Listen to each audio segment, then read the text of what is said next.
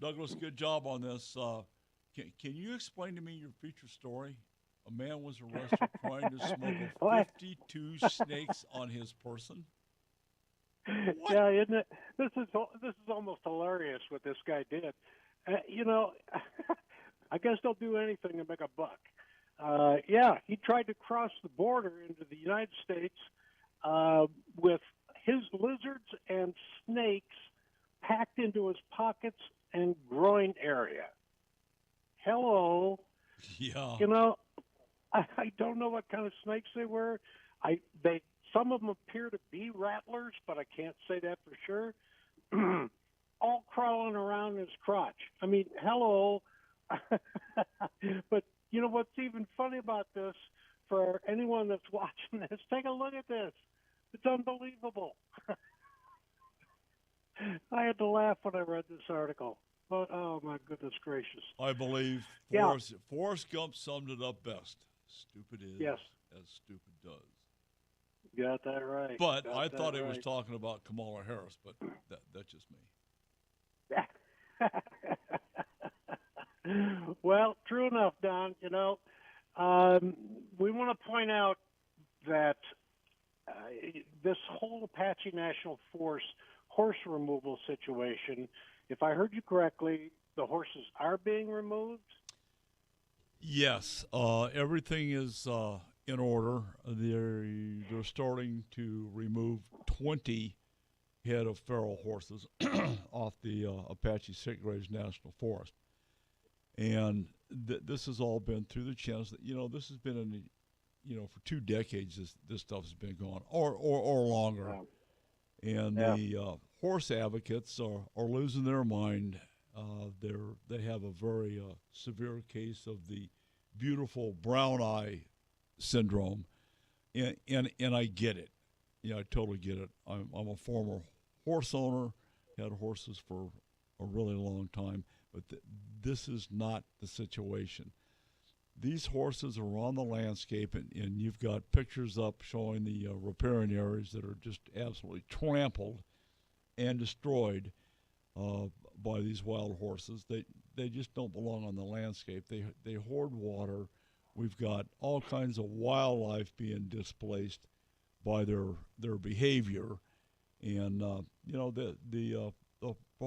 pro horse advocates are right up there with the wolf advocates. They don't give a damn about anything else other than the horse.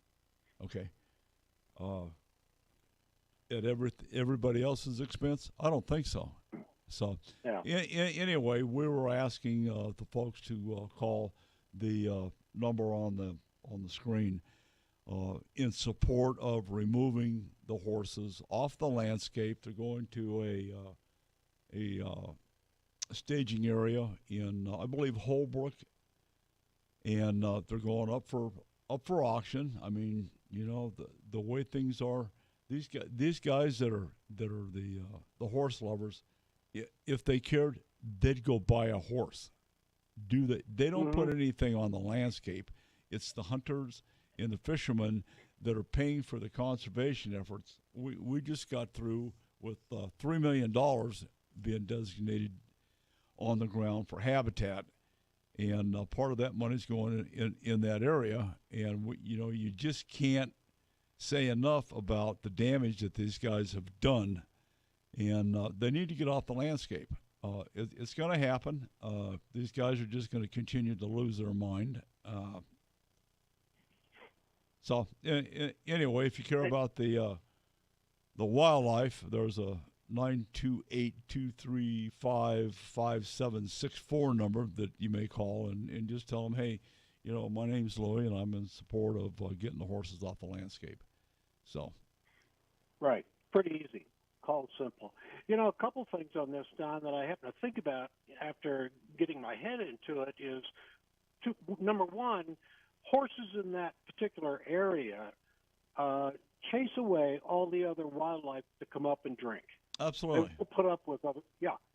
Number two, which is even more ironic, the Center for Biological Diversity is kind of caught between a hard place and a rock because I want to save the horses, yet they've got invasive species I mean, not invasive species, wildlife in those waters, chubs, minnows, what have you, Yeah. that are being eradicated because of these horses. Well, that yeah, Uh, they're endangered species.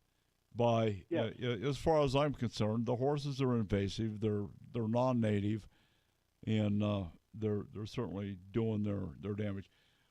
You know, I go head to head with Center for Biological Diversity. However, I have to support them and Dr. Robin Silvers for his work in being the catalyst to get this off a dead center and get the horses off the landscape. Now, 20 Mhm. horses, that's a start. You know, there's pretty close to 1,000 or more horses that need to be removed off the landscape. So Oh it's yeah. going to be an ongoing process. And it's the same thing most people don't know. There's feral cattle up there.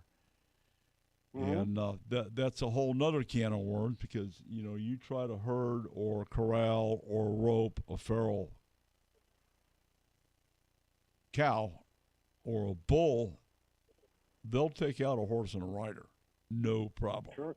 So they're problematic in themselves, and you know we've had calls from the contractor up there for going up to provide security against the horse lovers that you know have threatened. I mean, you know, these guys are dirty. You know, aside from having too much time on their hands, their thought process is obviously flawed, and there's been all kinds of threats all the way around against people trying to do the right thing. So Hmm. my Yeah. comment to them is, well, study the issue before you have an opinion, which they haven't. Well, yeah. Moving on, Don. A couple of things to highlight. It's not a real newsletter, but a couple of things I want to talk about. Um, Governor Mike DeWine in Ohio has supported permitless concealed carries through a bill, Senate Bill 215, and that it's legal now to carry a concealed handgun without a license in Ohio. Uh, Probably won't come into play here in about 90 days, but nonetheless, right move. Things are moving there, just like they are out west. We've been that way for quite a while out here. So good for Mike DeWine. I appreciate that. What else we got here? Well, hey, over the years, and I know this is true even up in, especially in the Wyoming, Montana area, where private lands are keeping fishermen, especially fishermen, off the rivers up there. Um, Excuse me. Well, the House of Representatives just approved something called the MAPLAND Act with a huge majority. This bill aims to modernize mapping systems used by the public in order to tell you, the hunter, the fisherman, where the public lands are and where you can cross those lands or not cross those lands. And in all cases, if you think you're on private land, you need to talk to the owner of the private land before you even put a foot on that land. So that's news. That's good news.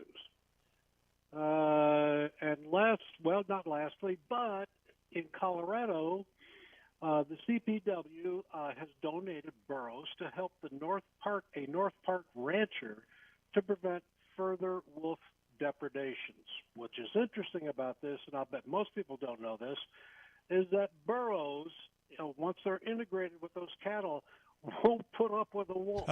They are absolutely nasty when it comes to wolves.